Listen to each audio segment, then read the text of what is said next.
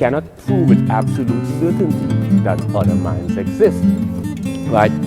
During manic episode, bipolar cases tend to adapt or integrate a sort of solipsistic sort of ideology, where their perception of reality become a sort of figment of their imagination, sort of predicated on the merits of the Alice in Wonderland syndrome, where she tumbled down this rabbit hole and she went into La La Land.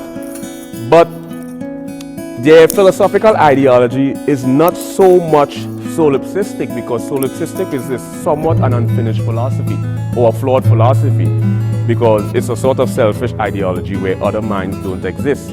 But when you take into account ideas like intersubjectivity phenomenology, where we're looking at minds as a collective group, or we're looking at collective consciousness, how do you, as a solipsist, invalidate that?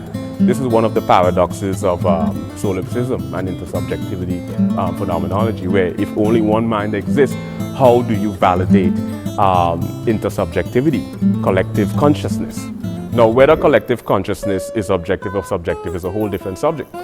This is one of the conundrums that bipolar cases are in during grandiosity, augmented ambition, where they believe they are God, they go into this solipsistic sort of phase, right?